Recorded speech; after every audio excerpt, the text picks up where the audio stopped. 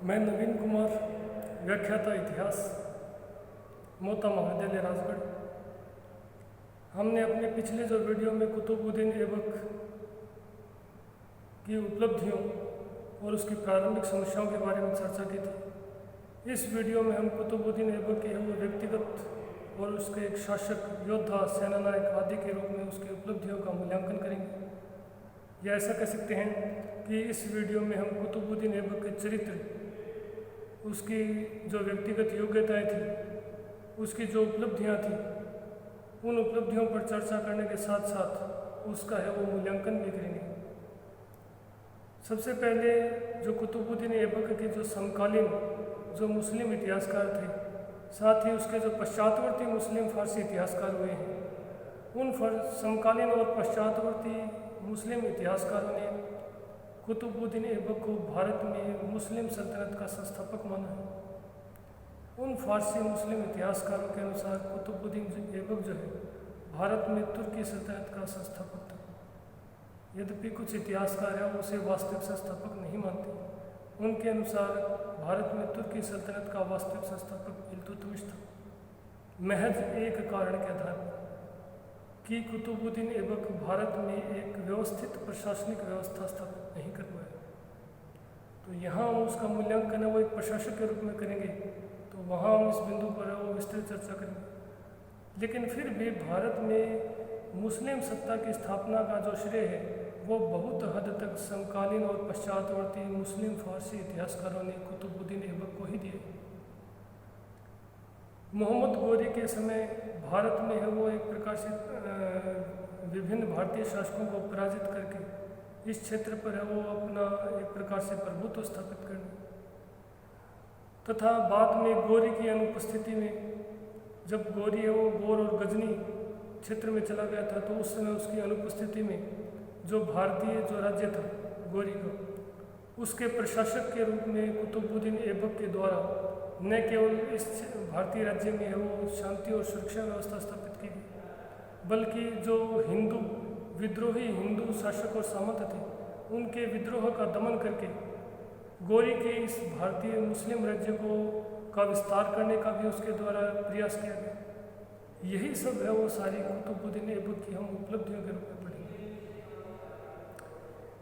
यानी जब तक कुतुबुद्दीन 1100 चाहे वो 1192 ईस्वी का तराइन का द्वितीय युद्ध हो, या उसके बाद कन्नौज पर आक्रमण का हो, या महोबा के चंदेल राज्य पर आक्रमण का हो, या ग्वालियर कालिंजर आदि पर आक्रमण का हो, इन क्षेत्रों में मोहम्मद गोरी के समय है वो कुतुबुद्दीन ऐबक का इन क्षेत्रों पर एक प्रकार से विजय प्राप्त करने में बहुत ही महत्वपूर्ण योगदान रहा था।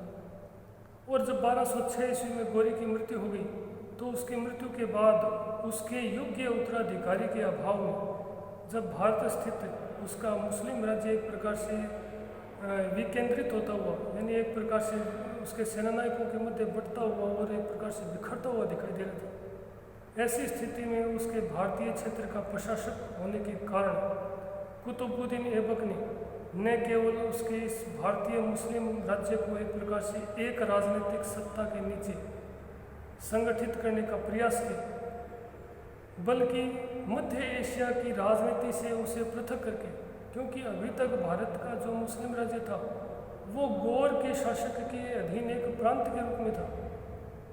यह ऐबक की ही उपलब्धि मानी जाती है कि वह न केवल भारतीय मुस्लिम राज्य को एक राजनीतिक सत्ता के अधीन लाने में सफल रहा, बल्कि मध्य एशिया की राजनीति से पृथक एक स्वतंत्र मुस्लिम राज्य के रूप में स्थापित करने में भी सफल रहा। यही कुतुबुद्दीन ऐबक की सबसे प्रमुख उपलब्धि मानी जाती है।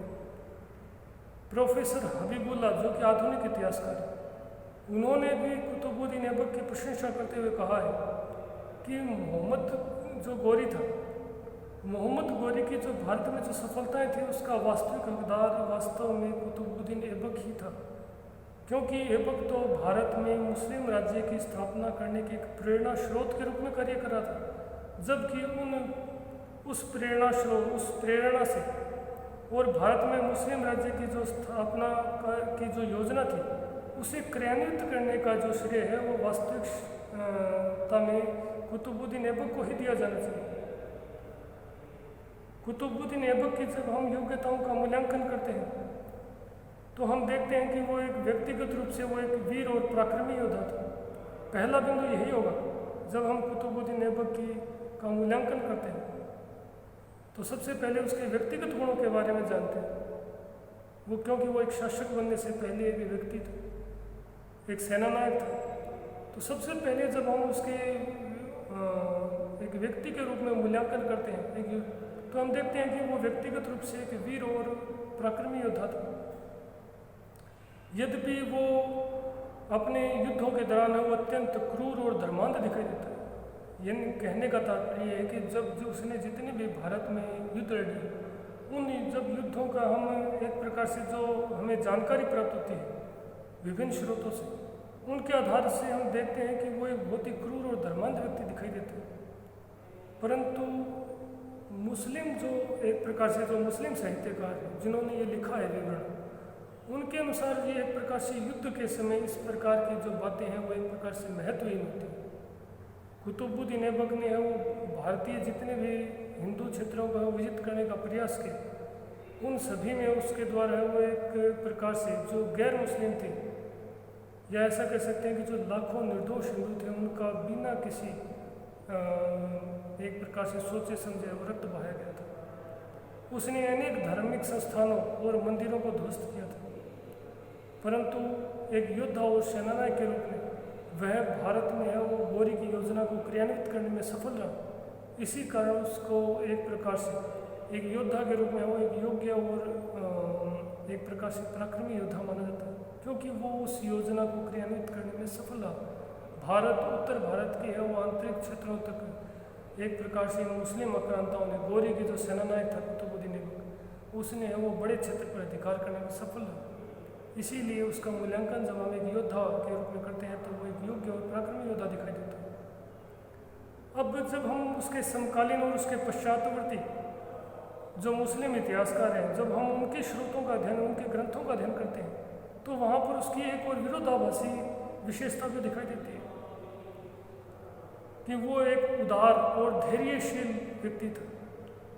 क्योंकि जो समकालीन और पश्चातवर्ती फारसी मुस्लिम इतिहासकार हैं, उन्होंने कुतुबुद्दीन ऐबक के धैर्यशील व्यवहार और उसके उदार चरित्र की अत्यंत प्रशंसा की है। यह कह सकते हैं कि अतिशयोक्तिपूर्ण प्रशंसा की है। मिनहाज उस सिराज जो है, जो कि इल्तुतमिश और उसके उत्तराधिकारियों का समकालीन था, उसने अपने ग्रंथ तबकात नासिरी में कुतुबुद्दीन ऐबक के बारे में लिखा है और उसे दूसरा हातिम बताया है, और बताया है कि उसकी उदारता और उसकी वीरता की समानता करने वाला पूर्व से पश्चिम में दूसरा कोई व्यक्ति नहीं था। यानी पूर्व से पश्चिम तक उसकी उदारता और उसकी वीरता में उसकी समानता करने वाला दूसरा कोई व्यक्ति नहीं था। वह प्रत्येक संघर्ष के बाद अपने सैनिकों, मुस्लिम विद्वानों और संतों में वो मुक्त हस्तदान करता था। यही कारण है कि समकालीन जो फारसी इतिहासकार हैं, चाहे वो ताजुल मासिर का लेखक हसन निजामी हो या मिनहाजुल सिराज हो या फ़ख्र मुदब्बिर हो, जिसने आदाबुल हर्ब की रचना की थी, सभी ने उसकी उदारता की है वो मुक्त कंठ प्रशंसा की है और उसे लाख बख्श कहा है। ये कई बार क्वेश्चन पूछा जाता है, लाख बख्श उपाधि किसे देगी? कुतुबुद्दीन ऐबक को ही इन्हीं फारसी इतिहासकारों ने लाख बख्श उसके अत्यंत उदार व्यवहार के कारण कहा है। तीसरी प्रशंसा है वो उसकी जो तीसरा जो मूल्यांकन करते हैं वो एक न्यायप्रिय शासक के रूप में, कि वो एक वास्तव में वो एक न्यायप्रिय शासक था। और उसकी न्यायप्रियता के बारे में जो हमें उल्लेख मिलता है वो हसन निजामी के ग्रंथ ताजुल मासिर से मिलता है। हसन निजामी जो कि उसका दरबारी और उसका समकालीन मुस्लिम इतिहास का था, उसने अपने ग्रंथ ताजुल मासिर में लिखा है कि कुतुबुद्दीन ऐबक के शासनकाल में जो भेड़ और जो भेड़िए थे वो एक ही घाट पर पानी पीते थे। यानी शिकारी और शिकार दोनों एक ही घाट पर पानी पीते थे, भेड़ और भेड़िए।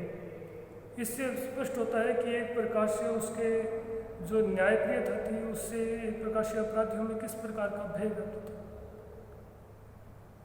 उसकी जो चौथी विशेषता दिखाई देती है वो एक योग्य सेनानायक के रूप में दिखाई देती है कि वह एक व्यक्तिगत रूप से केवल एक योग्य योद्धा और पराक्रमी योद्धा ही नहीं था, बल्कि वह एक योग्य सेनानायक भी था। अपनी सेना के लिए एक प्रकार से वो प्रेरणा स्रोत के रूप में था। उसके मुस्लिम जो सैनिक थे, उसकी जो तुर्की सेना थी, वो सेना उसे कुतुबुद्दीन ऐबक को पसंद करती थी।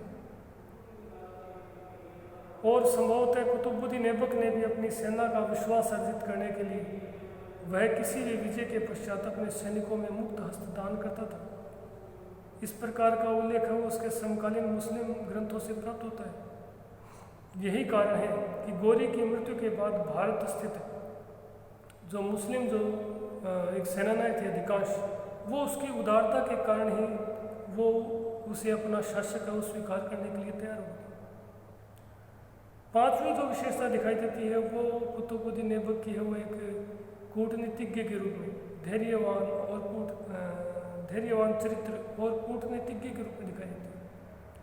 कुतुबुद्दीन ऐबक है वो एक योग्य योद्धा, योग्य और पराक्रमी योद्धा और सेनानायक ही नहीं था, बल्कि एक सफल कूटनीतिज्ञ भी था। गौरी की मृत्यु के बाद जो अराजक परिस्थितियां उत्पन्न हो गई थी, उन परिस्थितियों में उसने अपना धैर्य न खोकर अपने धैर्य को बनाए रखा और कूटनीति का प्रयोग करते हुए जो समकालीन जो शक्तिशाली तुर्की अमीर थे, उन तुर्की अमीरों को कूटनीति पूर्वक अपनी तरफ मिलाने का प्रयास किया। इसके लिए उसने वैवाहिक संबंधों का भी प्रयोग किया। उसने अनेक तुर्की अमीरों के साथ वैवाहिक संबंध स्थापित किए, जिनके बारे में पीछे पड़ चुके हैं कि अपनी पुत्री का विवाह है वो इल्तुतमिश के साथ किया, ताजुद्दीन याल्दोज की पुत्री के साथ विवाह स्वयं किया, नासिरुद्दीन कुबाचा के साथ अपनी 2 बहनों का विवाह किया। इस प्रकार से वो महत्वपूर्ण जो तुर्की अमीर थे, उनका विश्वास अर्जित कर उन पर अपना प्रभुत्व स्थापित करने में सफल रहा। इसके बावजूद जो कुछ तुर्की सेनानायकों ने उसका विरोध किया, उन्हें सैन्य शक्ति के बल पर उसने वो निर्ममतापूर्वक कुचल दिया, जिससे उसके योग्य सेनानायक होने का है वो एक प्रकार से स्पष्ट रूप से हमें वो अनुभव किया जा सकता है। उसके योग्य सेनानायक के रूप में उसकी कुशलता को अनुभव किया जा सकता है। अगली जो विशेषता है एक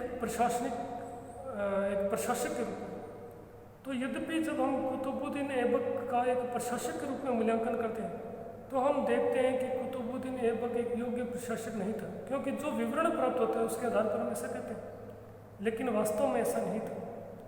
क्योंकि कुतुबुद्दीन ऐबक महज 4 वर्ष ही शासन कर पाया था, 1206 से 1210 ईस्वी तक, और इन महज 4 वर्षों में भी उसे अपने साम्राज्य की आंतरिक स्थिति को मजबूत करने में और अपने राज्य को वो बाह्य आक्रमणों से सुरक्षित रखने में ही इतना समय लग गया था कि वह अपने प्रशासन की तरफ ध्यान ही नहीं दे पाए।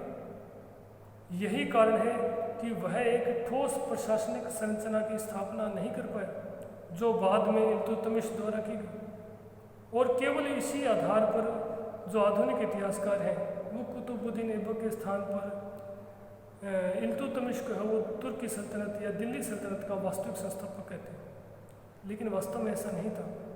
अगर कुतुबुद्दीन ऐबक कोई स्थायी प्रशासनिक व्यवस्था स्थापित नहीं कर पाया, तो इसका सबसे बड़ा कारण था समकालीन परिस्थितियाँ, क्योंकि वो महज 4 वर्ष शासन कर पाया और इस दौरान वह अपनी शासन व्यवस्था को, अपने राज्य की सुरक्षा को, आंतरिक और बाह्य सुरक्षा में ही इतना अधिक व्यस्त हो गया था कि उसे प्रशासन की तरफ ध्यान देने का समय ही नहीं मिला।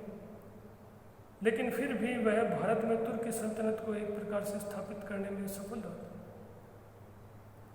अब जब हम ये तो थी उसकी व्यक्तिगत रूप से एक सेनानायक के रूप में, एक प्रशासक के रूप में, एक शासक के रूप में जो योग्यताएं जो थी, जो उसकी उपलब्धियां मानी जाती, उसका मूल्यांकन। अब कुछ उसकी उपलब्धियां हैं वो कला, साहित्य और संस्कृति के क्षेत्र में भी मानी जाती है।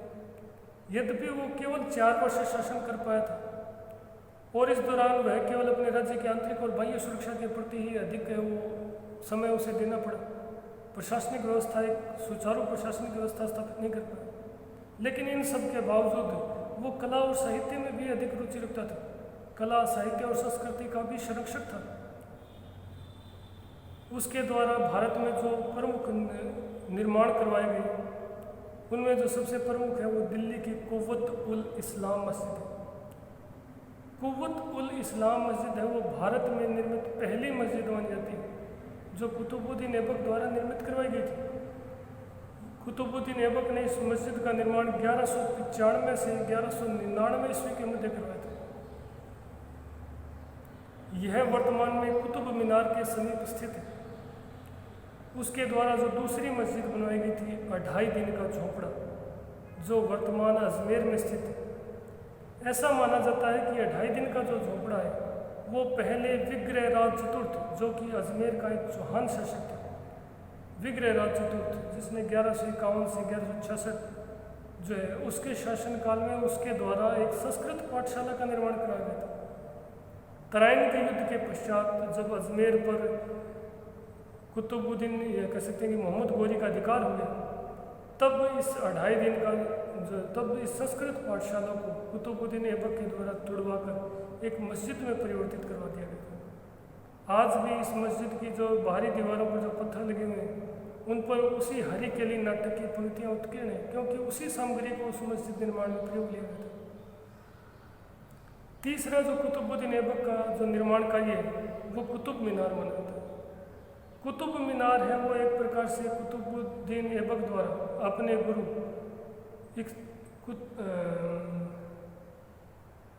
जो प्रसिद्ध सूफी संत थे कुतुबुद्दीन बख्तियार काकी, उनके नाम पर इस एक प्रकार से मीनार का निर्माण है वो प्रारंभ करवाया गया था। यह इमारत है वो वर्तमान, ये जो कुतुब मीनार है वो वर्तमान में 5 मंजिला है। कुतुब मीनार की जो प्रथम मंजिल है उसका निर्माण कार्य ही प्रारंभ करवा पाया था कि उसकी मृत्यु हो गई थी। इसका जो शेष निर्माण कार्य है वो कालांतर में इल्तुतमिश के द्वारा करवाया गया। वो एक कला में केवल स्थापत्य के प्रति ही रुचि नहीं रखता था, बल्कि उसके दरबार में भी अनेक फारसी विद्वान रहते थे, जिनमें 2 फारसी जो विद्वान हैं उनके बारे में हमें विशेष रूप से उल्लेख प्राप्त होता है। एक तो जो उसका समकालीन फारसी इतिहासकार था हसन निजामी, जिसने ताजुल मासिर की रचना की थी, वो उसका दरबारी विद्वान और उसका एक सेनानायक ही था, जिसने ताजुल मासिर की फारसी भाषा में रचना की थी।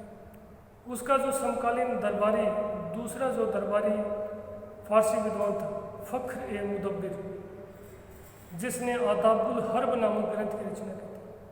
दोनों ही विद्वानों ने कुतुबुद्दीन ऐबक की है वो व्यक्तित्व का बहुत ही उत्कृष्ट मूल्यांकन किया, उसे एक योग्य और पराक्रमी योद्धा बताया है।